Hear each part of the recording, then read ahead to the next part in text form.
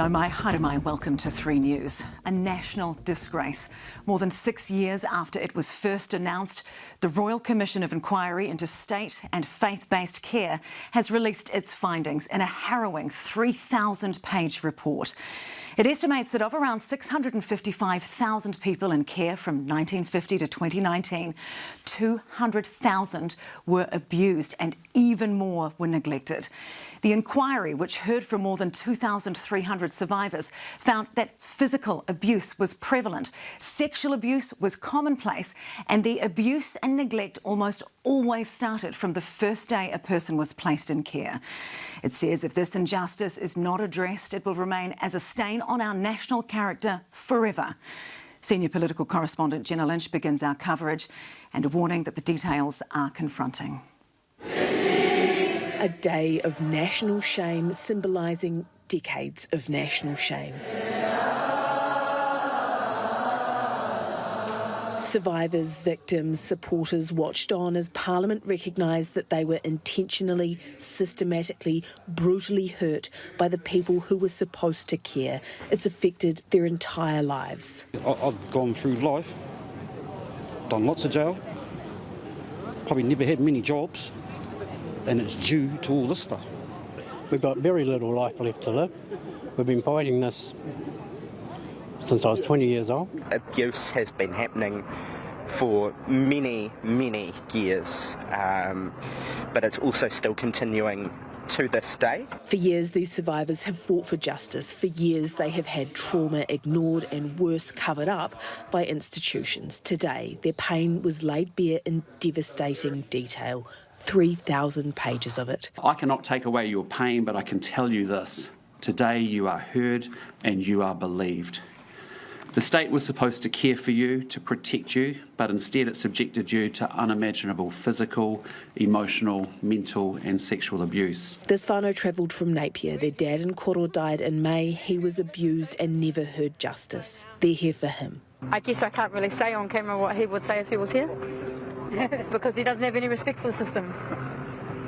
When he should have been protected as a kid, he wasn't. He found a brotherhood in that, and that's all he had, because there was no love coming from anywhere he went. So Malcolm Richard escaped Lake Alice. He took a case to the UN to prove he was tortured. The government is complicit in the murder of children, and they won't even see us until today. Today, the government is also formally acknowledging that the experiences of some children and young people at Lake Alice Hospital did amount to torture. The abuse was inflicted upon our most vulnerable. Children, the disabled community, those with mental illness, people who could not fight back, and at the hands of those they were told they could trust. The Commission found among institutions, staff went to extremes to inflict as much pain as possible using weapons and electric shocks, that survivors were sexually assaulted, raped and forced to perform sexual acts. Sexual abuse was used to punish and intimidate. The evil that is described in this report, I don't even think some people will be able to comprehend. It found Māori experienced harsher treatment overlaid with racism. It found women and girls were often forced to have degrading internal vaginal examinations. Clinicians would sometimes use medical checks as an opportunity for sexual abuse. At the boot camps, young people were threatened with death through mock executions and were subject to severe corporal punishment, sometimes inflicted with weapons and to the genitals. I want a better life for my grandchildren. I don't want them to go through anything that I went through.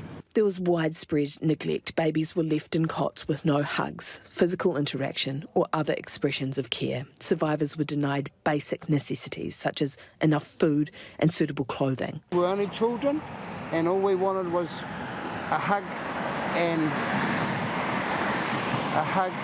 to feel love. The abuse for many began the very first day. For most, it continued for years, decades, lifetimes. For some, it was a lifetime. For others, it led to an unmarked grave. I want to acknowledge those who didn't survive, who never had a chance to sit in front of somebody and talk to what happened to them.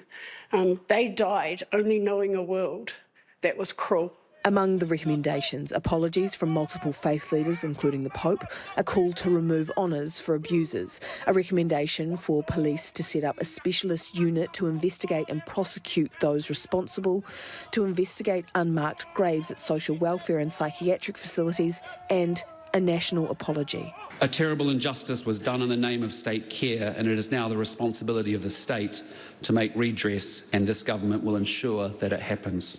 As a society and as a country, we are sorry. We have really grave concerns. The apology is one thing, but stopping harmful legislation it would be the biggest thing that this government can do, but at this particular time, they're making it worse. Sorry doesn't cut it. Yeah. Because there is still the question of how the state will compensate. Just the start of a new fight.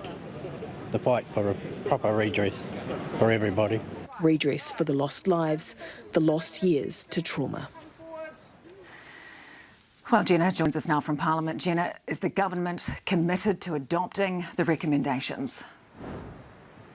It's not committed to that yet. Christopher Luxon says because the report took 6 years to compile, it needs to be treated with respect and care. It can't be rushed. And so he has set up a ministerial group led by Erica Stanford to respond to the recommendations. One thing they have agreed to is that national apology that will take place in November, and we can expect by then they will have made some progress towards some of the rest of the recommendations. One key question here is compensation. The inquiry has recommended a scheme similar to Australia's, which saw some survivors paid out millions of dollars. Christopher Luxon has acknowledged that this may cost the state billions of dollars, but he said it's not about dollars, it is about doing the right thing. There are some serious questions for this government in particular about the reintroduction of boot camps, about its policies around gangs. The report lays bare that gangs are a direct byproduct of state abuse. This report is a horror story. As a nation, we turned a blind eye to atrocities for decades. It should be compulsory reading for anyone that wants to work with children, anyone that wants to work with vulnerable people, and anyone that wants to run for a position of power in this country, because it simply cannot be allowed to happen again. Tēnā koe, Jenna. Thanks so much. And later in the programme, we'll be talking to Keith Whiffen, a survivor of abuse in Ipuni Boys College, to find out his reaction to the report. And if this has brought up any issues for you, remember help is available 24 hours a day by calling or texting 1737.